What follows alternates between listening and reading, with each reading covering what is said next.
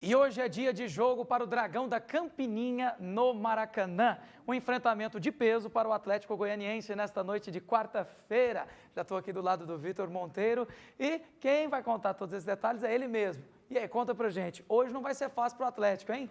Exatamente, boa noite Guilherme, boa noite Danusa, ótima noite também para você que está nos acompanhando.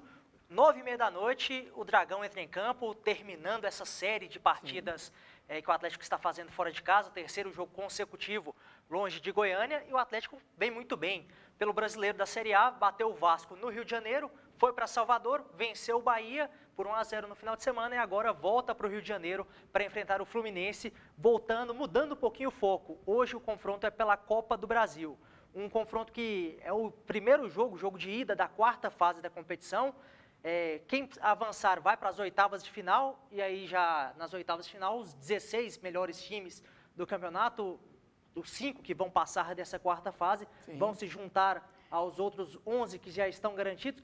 Quais são esses outros 11? Equipes que estão disputando a Libertadores, o Bragantino campeão da Série B do ano passado, então já estão uma fase acima, já estão classificados para as oitavas de final da Copa do Brasil. O Atlético enfrenta o Fluminense hoje com 3 desfalques. O Marlon Freitas, volante, peça importante, está lesionado. O Nicolas, lateral esquerdo, está suspenso. E também o Everton Felipe, que acabou perdendo a condição de titular, mas porque o Everton já jogou a competição pelo Cruzeiro, então não pode entrar em campo. Pelo lado positivo, o Wagner Mancini, treinador rubro-negro, conta com a estreia do lateral esquerdo Natanael. E ele confia muito também no Edson, volante que já jogou no Fluminense, jogou por 3 anos, de 2014 a 2016. E é o Edson nosso convidado a partir de agora para falar um pouquinho do que a gente pode esperar do Atlético nesse confronto contra o Fluminense no Maracanã. A gente vai respeitar o Fluminense como clube, como instituição, como uma grande equipe, mas quando a bola rolar, a gente tem que dar vida, tem que se impor, por causa que a equipe da gente está bem. E nem se tivesse bem no campeonato, a gente iria brigar pela classificação como vamos brigar. Então, assim, o torcedor pode esperar uma equipe muito aguerrida, uma equipe procurando sempre a vitória. Eu não posso te afirmar até onde a gente pode ir, até porque a Copa do Brasil é um campeonato de mata, então, assim, quem bobear está fora. Então, a gente vai fazer o possível para a gente não dar essa bobeira. Então, assim, a gente vai estar concentrado para que possamos fazer um ótimo jogo.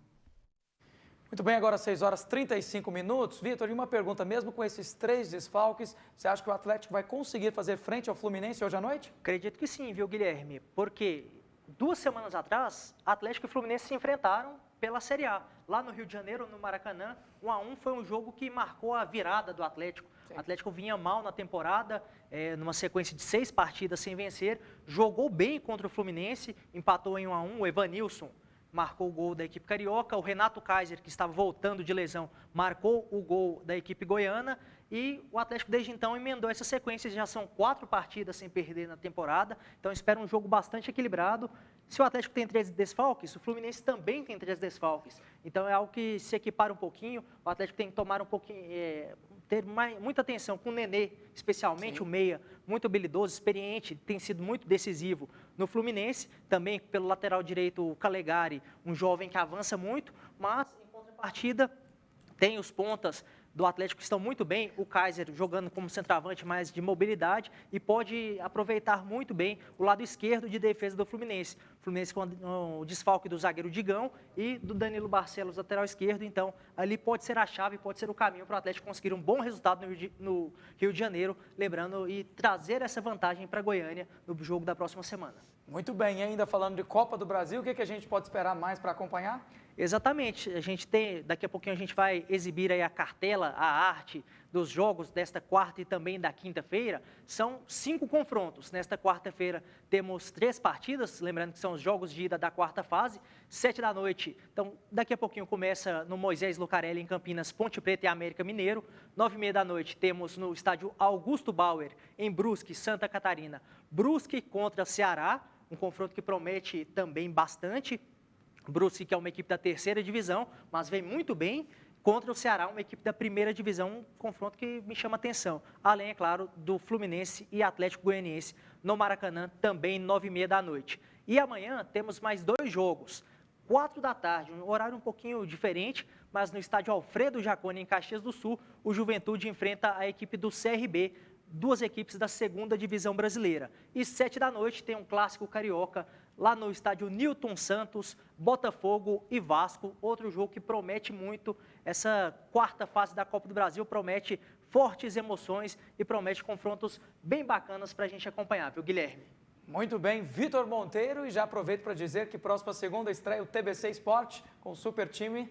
Exatamente, fica o convite para vocês avisarem já para todo mundo que gosta do esporte de volta aqui para a TBC Esporte a partir da próxima segunda-feira, de segunda a sexta, sempre às 7 da noite. Apresentação da Thaís Freitas, teremos também o nosso querido Evandro Gomes, além, é claro, dos nossos craques da Rádio Brasil Central participando. Vamos destacar muito do futebol goiano e também do esporte goiano em geral aqui no TBC Esporte. Muito obrigado, Vitor Monteiro, pelas informações.